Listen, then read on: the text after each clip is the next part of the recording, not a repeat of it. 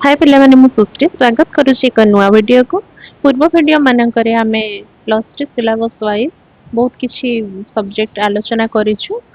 भाषार संज्ञा स्वरूप प्रकार भेद, काव्यर संज्ञा स्वरूप प्रकार भेद तथा गल्पर संज्ञा स्वरूप प्रकार भेद एवं सनेटर संज्ञा स्वरूप प्रकार भेद एमति अनेक विषय वस्तु में आलोचना करिछु एवं तार कंप्लीट नोट मध्य देइछु।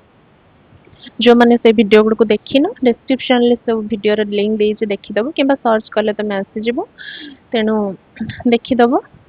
आ जो मैंने टेलीग्राम रे जॉइन है न जाकि जॉइन हे जिवो काहे ना टेलीग्राम ग्रुप रे मु सब सब्जेक्ट नोट गुडा को पीडीएफ करके पठाउछि सेंड करूछि तो सेथिरे तमे जॉइन हेले तमे नोट गुडा जेहेतु पाई परिबो तो सेठी तमे जॉइन हे पारिबो नहले मो वीडियो रे ही स्क्रीनशॉट तमे नै पारिबो वीडियो रे ही टोटल नोट को तुम मु शो करूछि सेथिरे स्क्रीनशॉट नै कि पढ़ दी पारिबो।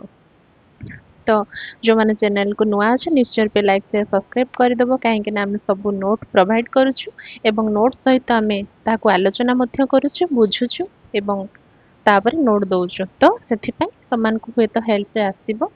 जो मैंने फर्स्ट ईयर छुआ अच्छे कि नुआ पिला अच्छे समस्त तो बुक किणवा सहज नुह ना बुक समस्ते सब किसी किणवा सहज नुह कि बुक मिलबनी कि बुक किणवाई टे फाइनान्शियल ये भी दरकार ना नहीं स्टेबिलिटी दरकार तो से नोट बहुत हेल्पफुल हम तो तुम मान यहाँ गोटे छोट प्रयास आशा करें निहत वीडियो भल लगे।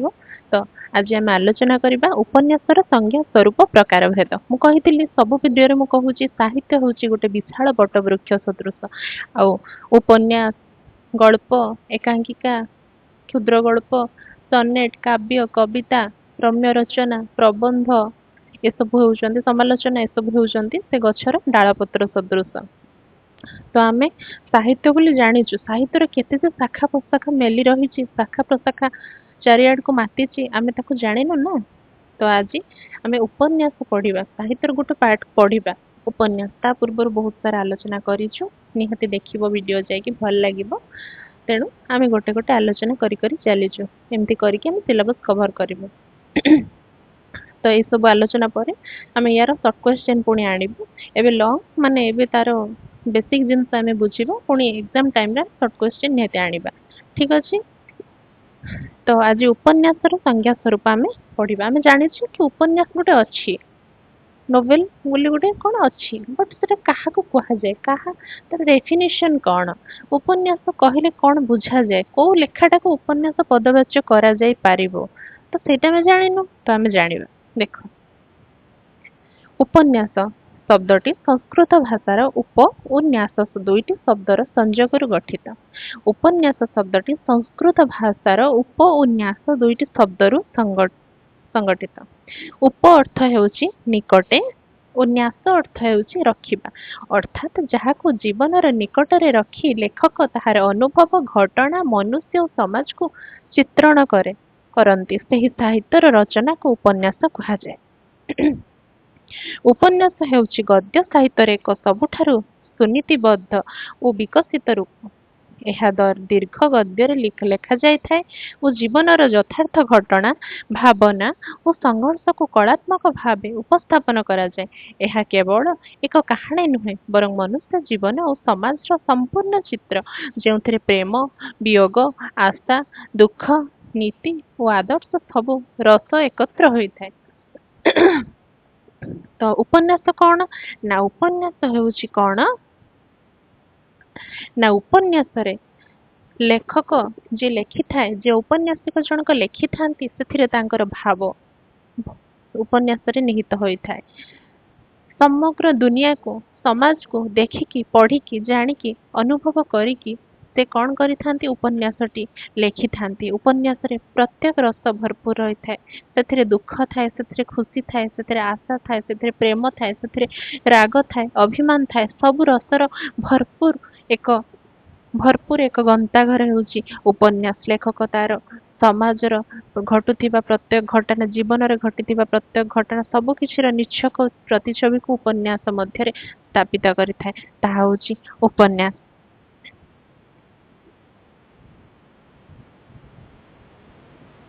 ଉପନ୍ୟାସର ମୂଳ ଉଦ୍ଦେଶ୍ୟ ହେଉଛି ଜୀବନର ଯଥାର୍ଥ ଚିତ୍ରଣ କରି ପାଠକଙ୍କୁ ମନୋରଞ୍ଜନ କରିବା, ଜୀବନର ଗଭୀର ସତ୍ୟ ଅନୁଭବ କରାଇବା। ଏଥିରେ ଲେଖକ ନିଜ ଅଭିଜ୍ଞତା, ଭାବନା ଓ ଜୀବନ ଦୃଷ୍ଟିକୋଣକୁ ଗଳ୍ପରେ ଗଠିତ କରନ୍ତି। ବୁଝେଇଲି ଏବେ କି ଲେଖକ କଣ କରନ୍ତି ଏଥିରେ ନା ଯାହା ସେ ଅନୁଭବ କରିଥାନ୍ତି, ଯାହା ସେ ଏକ୍ସପିରିଏନ୍ସ କରିଥାନ୍ତି ବା ଅନୁଭୂତି ତାଙ୍କର ଯାହା ଯାହା ସେ ଦୁନିଆରୁ ଶିଖିଥାନ୍ତି, ସମାଜରୁ ଶିଖିଥାନ୍ତି କିମ୍ବା ତାଙ୍କ ନିଜସ୍ୱ କିଛି ଅନୁଭୂତି ଥାଏ, ସବୁକୁ ମିଶେଇକି ସେ ସମାଜବାସୀଙ୍କୁ, ଉପନ୍ୟାସ ପାଠକ ମାନଙ୍କୁ, ପାଠିକା ମାନଙ୍କୁ ସେ ଏକ ଶିକ୍ଷା ଦବାକୁ ଚାହାନ୍ତି। ସେ କିଛି ଶିଖନ୍ତୁ, ଯାହା ମୁଁ ଦେଖିଛି, ଯାହା ମୁଁ ଶିଖିଛି ସେମାନେ ବି ଶିଖନ୍ତୁ। ଏମିତି ସେ ଶିଖାଇବା ପାଇଁ, ଅନୁଭୂତି କରାଇବା ପାଇଁ ଏହାକୁ ଲେଖିଥାନ୍ତି। ଏହା ହଉଛି ଉପନ୍ୟାସ ପଦବାଚ୍ୟ। ସରଳ ଭାଷାରେ କହିଲେ କଣ ବୁଝେ ନା ଉପନ୍ୟାସ ହେଉଛି ଏକ ଦୀର୍ଘ ଗଦ୍ୟ କାହାଣୀ ଯେଉଁଥିରେ ଲେଖକ ଜୀବନ ଓ ସମାଜର ସତ୍ୟକୁ ନିଜ ଅନୁଭବ ଓ କଳ୍ପନା ମାଧ୍ୟମରେ ଆକାର ଦେଇଥାନ୍ତି। ପୂର୍ବ ଭିଡିଓରେ ଆମେ ଗଳ୍ପର ସଂଜ୍ଞା ସ୍ୱରୂପ ପଢିଥିଲୁ। ଗଳ୍ପ ହଉଛି କଣ ନା ଏକ କ୍ଷୁଦ୍ର ରଚନା, ସେଥିରେ କ୍ଷୁଦ୍ର ଥାଏ ଆଉ ସମାଜର ବହୁତ କିଛି ଶିକ୍ଷଣୀୟ କଥା ଶିଖିବାକୁ ମିଳେ। ଉପନ୍ୟାସ ଠିକ ସେମିତି କ୍ଷୁଦ୍ର ନୁହଁ, ଉପନ୍ୟାସ ବହୁତ ବିରାଟ ହେଇଥାଏ। ଉପନ୍ୟାସ ତମେ ମାନେ ପଢିଲଣି କି ନାଇଁ ମୁଁ ଜାଣିନି, ଉପନ୍ୟାସ ତମେ ମାନେ ପଢିବ। ଉପନ୍ୟାସ ହଉଛି ବହୁତ ଉପନ୍ୟାସ ଥାଏ ନା ବହୁତ ବିରକ୍ତି ଲାଗେ, ମାନେ କଣ ବୋରିଂ ଲାଗେ, କିନ୍ତୁ ତାର ଏଣ୍ଡ ପଏଣ୍ଟରେ, ତାର ଶେଷରେ ବହୁତ କିଛି ଶିଖିବାକୁ ମିଳେ। ଉପନ୍ୟାସକୁ ବହୁତ ଧୈର୍ଯ୍ୟ ସହିତ ପଢିବାକୁ ହୁଏ, ସେ ବହୁତ ବଡ ଥାଏ ନା, ତ ସେଥିପାଇଁ ତାକୁ ଏତେ କିଏ ପଢିବ, ସେଥିପାଇଁ ବିରକ୍ତି ଲାଗେ। ତେଣୁ ଉପନ୍ୟାସ ବହୁତ ଦୀର୍ଘ କାହାଣୀ ହେଇଥାଏ। ଗୋଟେ ଗଳ୍ପ ମାନେ ଗଳ୍ପ କେବଳ ଗୋଟିଏ କାହାଣୀକୁ ନେଇକି ହେଇଥାଏ, କିନ୍ତୁ ଉପନ୍ୟାସ କେତେ କେତେ କାହାଣୀକୁ ଯୋଡିକି ଗୋଟେ ଲମ୍ବା ଉପନ୍ୟାସର ରୂପ ଦିଆଯାଇଥାଏ। ତେଣୁ ଉପନ୍ୟାସ ହେଉଛି ଏକ ଦୀର୍ଘ କାହାଣୀ ଯେଉଁଥିରେ ଲେଖକ ତାଙ୍କ ଜୀବନର ଯାହା ଅନୁଭୂତି ଥାଏ, ସମାଜରୁ ଯାହା ଗ୍ରହଣ କରିଥାନ୍ତି, ଯୋଉଟା ଘଟୁଛି, ଯୋଉଟା ଲୋକ ଜାଣିବା ଦରକାର, ସଚେତନ ହବା ଦରକାର, ଶିଖିବା ଦରକାର, ସେଇ ସବୁ ଜିନିଷକୁ ନେଇକି ବଡ ଭାବରେ ସେ ରଚନା କରିଥାନ୍ତି।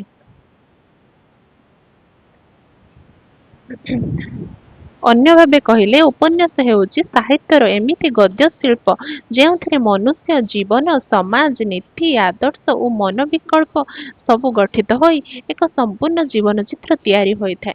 ପିଲାମାନେ ସବୁ ମୋଟ ଉପରେ ବୁଝିବାକୁ ଗଲେ ଉପନ୍ୟାସ ହେଉଛି ସମାଜର ଚିତ୍ରଣ, ସମାଜର ନିଚ୍ଛକ ପ୍ରତିଛବି, ସମାଜରେ ଘଟୁଥିବା ପ୍ରତ୍ୟେକ ଜିନିଷର ଗୋଟେ ପଟଚିତ୍ର। ସମାଜରେ ଯାହା ଘଟୁଛି ନିଚ୍ଛକ ଭାବେ ଉପନ୍ୟାସରେ ପ୍ରକାଶ କରାଯାଇଛି, ମାତ୍ର ତାର ଚରିତ୍ର ହେଉଛନ୍ତି କାଳ୍ପନିକ। ସେଠି ଧର ସମାଜରେ ରାମ ସାଙ୍ଗରେ କଣ ଘଟିଛି, ଶ୍ୟାମ ସାଙ୍ଗରେ କଣ ଘଟିଛି, ଏଠି ଏଠି ହରି ସାଙ୍ଗରେ ଘଟିଛି। ସେମ ଜିନିଷ, ସେମ ଟପିକ ରହୁଛି, ସେମ ଘଟଣା ଘଟୁଛି, କିନ୍ତୁ ଚରିତ୍ରକୁ ଉପନ୍ୟାସିକ କାଳ୍ପନିକ ଭାବେ ନିଜ ମନରୁ ମାନସ ଚରିତ୍ର ସୃଷ୍ଟି କରୁଛନ୍ତି, କିନ୍ତୁ ଘଟଣା ସେମ ରହୁଛି। ଏହା କହିବାର ଅର୍ଥ ହଉଛି ସେୟା, ଉପନ୍ୟାସ ହଉଛି ଏହା। ବୁଝିପାରିଲ? ଗୋଟେ ସମାଜର ନିଚ୍ଛକ ଜୀବନ ଚିତ୍ର, ଗୋଟେ ସମାଜକୁ ଦେଖିବା ଯାହା, ଉପନ୍ୟାସକୁ ପଢିଦେଲେ ସେ ସମାଜରୁ କିଛି ଜିନିଷ ଖୋଜିବା ସେଇଆ। ତ ଦେଖ, ବିଭିନ୍ନ ସାହିତ୍ୟିକଙ୍କ ମତ, ବହୁତ ସାରା ସାହିତ୍ୟିକ ମତ ଦେଇଛନ୍ତି କି ଉପନ୍ୟାସ କାହାକୁ କୁହାଯାଏ। Hudson, a novel is a faithful picture of real life.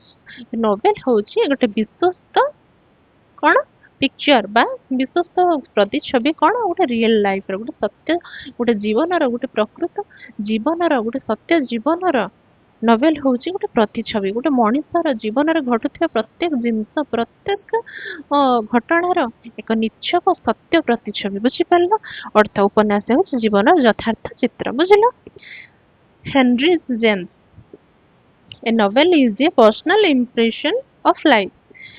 ଅର୍ଥ କଣ? ଉପନ୍ୟାସ ଲେଖକଙ୍କ ଜୀବନ ଅନୁଭବର ବ୍ୟକ୍ତିଗତ ପ୍ରତିଛବି ହୋଇପାରେ। ଉପନ୍ୟାସ ସମାଜର ନ ହେଇକି ଯିଏ ଲେଖୁଛନ୍ତି ଉପନ୍ୟାସିକ, ତାଙ୍କ ଜୀବନର କିଛି ଅନୁଭୂତି, ତାଙ୍କ ଜୀବନରେ ଘଟିଥିବା କିଛି ଘଟଣା ସେ କହିବାକୁ ଚାହୁଁଛନ୍ତି କି ମୋ ସହିତ ଏଇଆ ଘଟିଛି, ଏଇଆ ମୁଁ ଶିଖିଛି, ତମମାନେ ବି ଏଇଆ ଶିଖ, ପାଠକ ପାଠିକା ମାନେ ଏଇଆ ଶିଖ। ହୁଏତ ସେ ସମାଜର ପ୍ରତିଛବି ନ ନେଇକି ତାଙ୍କ ନିଜର ପର୍ସନାଲ ଲାଇଫ କଣ ଘଟିଛି ସେଟା ବି ସେ ଦର୍ଶାଇବାକୁ ଚାହାନ୍ତି। ତ ଏଠି ହେନରୀ ଜେମ୍ସ ସେୟା କହିଛନ୍ତି କି କି ନୋଭେଲ ଇଜ ଏ ଗୋଟିଏ ନୋଭେଲ କଣ ନା personal impression of life, personal impression, ତାଙ୍କ ଲାଇଫର ନିଜସ୍ୱ ପର୍ସନାଲ କଥାକୁ ସେ ଲେଖିଥାଇ ପାରନ୍ତି। ଡାଇଡ୍ରେନ କଣ କହିଛନ୍ତି ନା a novel is a prose narrative of considerable length giving a realistic picture of life। Same ଜିନିଷ ସବୁ ସମସ୍ତେ କହିଛନ୍ତି। ସମସ୍ତ କଣ ଏମାନେ କିଏ? ଏମାନେ ହଉଛନ୍ତି ସାହିତ୍ୟିକଙ୍କର ମତ।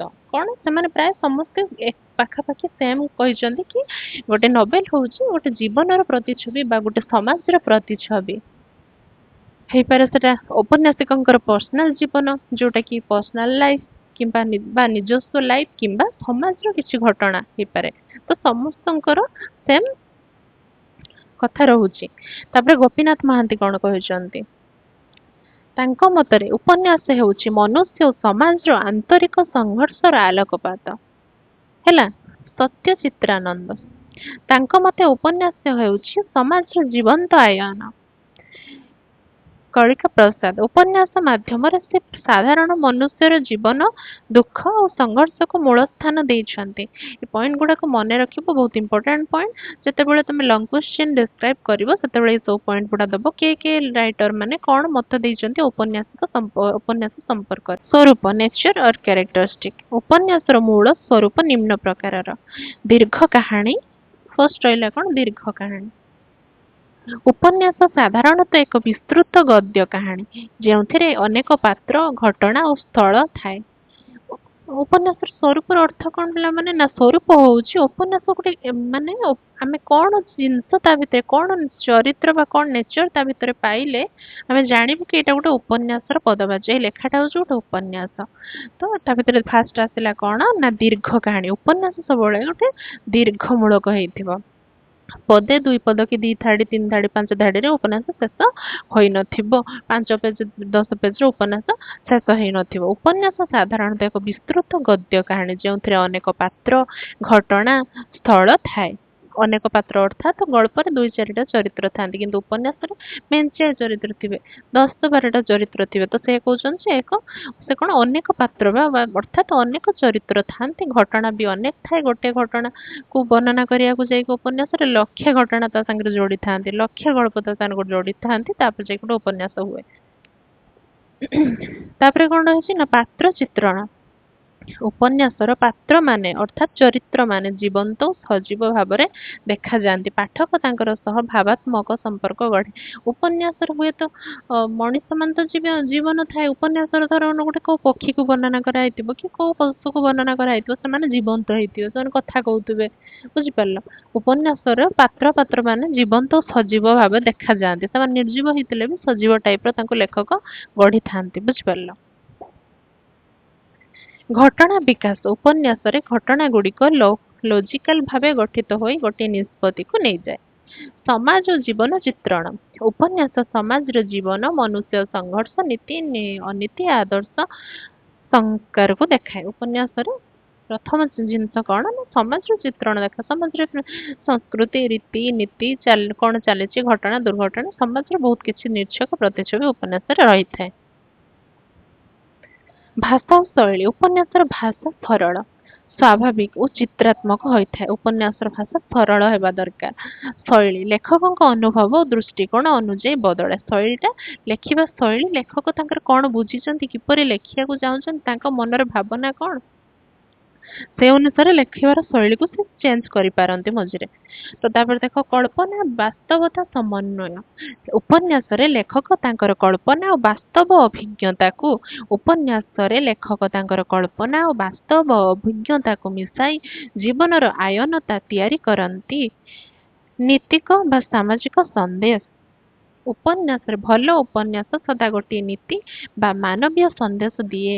ଉପନ୍ୟାସ ତ ଲକ୍ଷେ ଉପନ୍ୟାସ ରଚନା କରିଛନ୍ତି, ଉପନ୍ୟାସ ମାନେ ଲେଖିଛନ୍ତି, କିନ୍ତୁ ତା ଭିତରେ ସେଟା ଭଲ ଉପନ୍ୟାସ ଆକ୍ଚୁଆଲି ଉପନ୍ୟାସର ଯାହା ପଦବାଚ୍ୟ ସେ ଯଦି ପ୍ରକୃତ ସେଇ ଉପନ୍ୟାସ ହେଇଥିବ, ସେ ଉପନ୍ୟାସର ଏଣ୍ଡରେ, ଉପନ୍ୟାସ କନକ୍ଲୁଜନରେ, ଲାଷ୍ଟ ପଏଣ୍ଟରେ ଗୋଟେ ଶିକ୍ଷଣୀୟ କଥା, ବହୁତ ବଡ ଶିକ୍ଷଣୀୟ କଥା ଶିଖିବାକୁ ମିଳିବ। ସମାଜରେ କୋଉ ଏକ ସନ୍ଦେଶ ଦଉଥିବେ ସେ ଉପନ୍ୟାସ ଶେଷ ଭାଗରେ ପଢି ସାରିଲେ ଜାଣିହବ, ଆହା ସମାଜକୁ କେତେ ବଡ ବିଜ୍ଞତା ଦେଲା, ସମାଜକୁ କେତେ ବଡ ସନ୍ଦେଶ ଦେଲା, ଆହା ଏମିତି ସମାଜକୁ ଗୋଟେ ଶିକ୍ଷା ଦେଲା, ଗୋଟେ କେତେ ଶିକ୍ଷଣୀୟ ଜିନିଷ ବାହାରୁଥିବ, ଯୋଉଟା ଗୋଟେ ପ୍ରକୃତର ଭଲ ଉପନ୍ୟାସର ପଦବାଚ୍ୟ ହେଇଥିବ।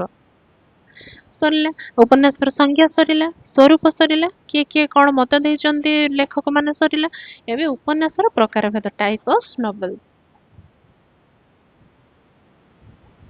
ତ ପିଲାମାନେ ଦେଖ ନୋଟ ଗୁଡାକ सुंदर भाव लेखा है अधिका किसी लिखा जाए जमती कि तुमको कन्फ्यूजन हम बही तो मेंचे मेंचे लिखाई तो आम नोट रे भी जब मेंचे लिखा तो कन्फ्यूजन हम ना नोट क्या कह जाए नोट हूँ किसी इंपोर्टाट पॉइंट थी कि जोटा कि अनेसेसरी लिखाई ना बुझीपार जो दुटा पॉइंट को पढ़ी आम आउ मेंचे पॉइंट निजे मन लिखिपर से कह जाए नोट तो नोट रे मेंचे लिखिदे नोट कहना कौन कह गोटे बुक ही कह तो तो नोट सब सर्ट होता है तो नोट सब सर्ट होता है एमती किसी पॉइंट से ऐड कर जमी पॉइंट रू आम सब किसी विस्तार रूपे बुझीपर से पॉइंट रू आम 10टा पॉइंट मन रू भाविक लिखिपर तो सहीटा को नोट कह नोट रे मेंचे लिखिदेले से कौन ताले नोट रो मूल्य रहा आम तो बुक पढ़ीदे हम मेंचे तो से थॉट रे लिखी तुम लंग क्वेश्चन ऐड कर सुंदर भाव लिखिपर किसी प्रोब्लेम ना आ नोट टी को तुम स्क्रीनशॉट मारिक नहीं पार कि मुझे मूल मो टेलीग्राम चैनल लिंक तले अच्छी शिक्षा सरस्वती टेलीग्राम चैनल लिंक अच्छी तो तुम से ऐड हो मत मेसेज करके नहीं पार नोट कि नोट अलरेडी थी आगुआ तो जो मैंने चैनल को नुआ निश्चय रूप लाइक शेयर सब्सक्राइब कर कहीं आम सुंदर सुंदर नोट तुम मानी आणुचु तुम साहाଯ୍य आसो तुमको भल लगे निहाती हेल्पफुल रगामी पीजी एंट्रांस तुम मैंने बहुत किसी भल पॉइंट ये सी लिखिपर जापर तो से निहाती चैनल रे तुम जॉइन हो देख उपन्यास प्रकार भेद सामाजिक उपन्यास समाजर दुर्बलता अन्याय और मनुष्य संपर्क आधारित उदाहरण कौन ना कालिका प्रसाद माटी मानिस गोपीनाथ महांती गांज गोसाइनी इत्यादि इतिहास उपन्यास हाँ सॉरी तो यहीटा कौन सामाजिक उपन्यास रे कौन थाए ना समाज दोष दुर्बलता समाज रे कौन खराब घटुची कौन भल घटुची कौन अन्याय घटुची कौन न्याय घटुची मनुष्यर कर्तव्य कौन कि कौन भूल कला सब को लेकिन आधारित उपन्यास होउची सामाजिक उपन्यास किछटा उदाहरण कौन कलिका प्रसाद माटी मनीष गोपीनाथ महांती गांज गोसाइनी तो तापर कौन ऐतिहासिक उपन्यास इतिहास घटना देशभक्ति मूल कही पिला माने नोट रे बहुत सारा कौन ना स्पेलिंग मिस्टेक होउची केटी हर्षिकार छाड़ा होइची केटी दीर्घइकार केटी आकार हर्षि एमती छाड़ी कहीं बहुत सारा टाइपिंग करिया को होउची ना केतेबेले कौन भूल हो जाउची पुणी ताको रीडिंग करके फिर टाइपिंग करबा असंभव हो जाउची ना टाइम रहउनी तो सेति पय तमे पढुचो तमे बुझी पारुचो कोठी कोन मिस्टेक अछि तमे सेटा को करेक्ट करके पढिबो बुझी पारला कौटी कौन आकार हर्षिकार कौटी कौन फला वर्ण कौन छाड़ छाड़ जाए देखिए पढ़ो से तुम मान कम तो ऐतिहासिक उपन्यास इतिहास घटना देशभक्ति और राष्ट्र प्रेम उपर आधारित ऐतिहासिक घटना सिंपली सेटा कौन ना ऐतिहासिक घटना पूर्व राजा मानकर कथा थिबो कि कौ हाँ राजा मानकर कथा थिबो कौ गुटे मंत्री कथा थिबो कौन गुटे ऐतिहासिक पूर्व घटी जाइतिबा घटना संपर्क गोटे आलोचना होइतिबो देश प्रेम आसुथिबो देशभक्ति आसुथिबो गुटे लोकंकर साहाय्य देश प्रेम करिके शह लोकंकर साहाय्य करा जाउथिबो राष्ट्र को भक्ति करा जाउथिबो देश पय आत्मदान दि जाऊ एमती सब जो लिखाई सेटा कह देश प्रेम मूलक ऐतिहासिक उपन्यास उदाहरण चिलिका तीरे देवी चौधुराणी कौन उदाहरण गुड़ाक मन रखी आड कले भल हम मनोवैज्ञानिक उपन्यास साइकोलॉजिकल उपन्यास जोटा मनुष्य ऊपर मनर गुह्य भावना आकांक्षा संघर्ष को देखाए मनुष्य मन गोटे मनुष्य कौन चिंता करुचे गोटे मनुष्य मन कौन भावी पारे कौन चिंता करि पारे ए सब को लेकिन मनुष्यर माइंड को लेकिन मन को लेकिन जहाँ रचना करा जाए ता होचे मनोवैज्ञानिक उपन्यास बा साइकोलॉजिकल नोवेल उदाहरण कौन अमृत लेखा पानी पत्थर प्रेम उपन्यास प्रेम वियोग आशा और अभिलाष उपरे आधारित प्रेम वियोग आशा और अभिलाष उपरे आधारित सिंपल कथा प्रेम उपन्यास माने प्रेम भल पाइबा प्रणय सब थिबो तापरे उदाहरण मालती माधव प्रेम पत्थर राजनैतिक उपन्यास साधारण कथा राजनैतिक उपन्यास मान पॉलिटिक्स थिबो राजनीति कथा थिबो भोट एमती किछि थिबो समाज राजनीति अंतर विकल्प सत्ता संघर्ष उपर आधारित बुझी पड़थबो तापर देखो उदाहरण साधना दिग्विजय दार्शनिक और आदर्शवादी उपन्यास जो फिलोसफी थी दार्शनिक मनुष्य जीवन दार्शनिक अर्थ धर्म नीति और आदर्श को देखाए मनुष्य जीवन में कोटा करणीय कोटा अकरणीय कोटा नीति आदर्श मनुष्य कोटा मानिबा दरकार मनुष्यर धर्म कौन अर्थ कौन जो सब बुझी होथिबो नीति आदर्श से कहा जाए दार्शनिक उपन्यास। हास्य व्यंगात्मक उपन्यास समाज दुर्बलता उपर व्यंग और हास्य माध्यम आलोचना करा जेमती कि समाज रे किसी लोकन को बाकी समाज रे किसी पीढ़ी को आलोचना तांको व्यंग करिकि उपन्यासटा लेखा हेतिबो तांको कोन थट्टा करिकि उपन्यासटा लेखा हेतिबो समाज रे दुर्बलता बा वीक पॉइंट जोटा अछि बा समाज रे जोटा खराब जिंस जोटा खराब जिनस से ऊपर किसी व्यंग करिकि थट्टा करिकि ताच्छल्य करिकि उपन्यासटा लेखा हेतिबो उदाहरण केते जण पंडित 22 राजा बुझिबार पिला माने लागुची निहाती वीडियो तुम माने क्लियरली बुझी पार्थिबो जदि किछि प्रॉब्लम थिबो किबा अन्य कोनोसी टॉपिक रे वीडियो माने तुमको आवश्यक थिबो निश्चय रूपे कमेंट सेक्शन ले कमेंट करबा हमें निश्चय रूपे तुमरो हेल्प पाई अन्य वीडियो आनिबो कुछ प्रॉब्लम ना ठीक अच्छे वीडियो शेष में यार कनक्लूजन निहाती गोटे लॉन्ग क्वेश्चन लिखि सारा पर तार कनक्लूजन को आम बुझा तार कनक्लूजन स्टेटमेंट आम टोटाल पढ़ला उपन्यास हो काव्य हो महाकाव्य हो गद्य हो सब पढ़ी सारा आमर शेष पॉइंट कौन रोचे शेष आमर मतामत कौन रोचे कि एंटायर लॉन्ग क्वेश्चन भितर एंटायर गोटे सब्जेक्ट उपर आमर मतामत शेष कौन रोचे से हूँ कनक्लूजन बा समाप्ति सेटा निहाती ऐड करिवो भल लागिवो सुंदर लागिवो बढ़िया को देखो उपन्यास होउची गद्य साहित्यर सॉरी टिके रो उपन्यास होउची गद्य साहित्यर अत्यंत सृजनात्मक और जीवन स्पर्शी शिल्प रूप जीवन स्पर्शी मिस्टेक है ठीक कर जीवन स्पर्शी शिल्प रूप यह मनुष्य और समाजर समस्त दिग संघर्ष आशा नीति अनीति प्रेम वियोग संस्कार सबको एक कर जीवन को शिल्प रूप से प्रतिपादन करे से उपन्यास को ठीक भाव जीवन कलात्मक आयन बोली कह जाए सुंदर भाव एंड रे कहे कौन ना टोटाल उपन्यास लॉन्ग क्वेश्चन रू कौन बुझले कि उपन्यास होउची कौन ना मनुष्य जीवन गोटे निच्छक प्रतिच्छवि मनुष्य जीवन नीति धर्म प्रेम खराब भल सबको गोटे प्रतिच्छवि आकार रे जेमिति आमे टीवी देखुछु सेमिति गोटे चलचित्र भलिया उपन्यास रे थापी देई थांती औपन्यासिक समाज समस्त करणीय अकरणीय भल खराब प्रेम भक्ति भय नीति अर्थ काम सबको उपन्यास आकार रे काल्पनिक चरित्र मानक माध्यम सत्य घटना को उपन्यासिक से थापी दे था उपन्यास बुझी पार एंड समाप्ति होपरी उपन्यास संज्ञा स्वरूप प्रकार भेद आम बुझिलु परवर्ती वीडियो रे आमे अन्यान्य टॉपिक रो संज्ञा स्वरूप प्रकार भेद किंबा जहाँ सब रही आम टॉपिक आलोचना करूँ तार मध्य नोट आणबू तो जो मैंने चैनल नुआ निश्चय रूप सब्सक्राइब कर दियो कहीं आमर अन्यान्य वीडियो अपडेट तुम मैंने जमी भल भाव में पाई पार। रहुछि धन्यवाद।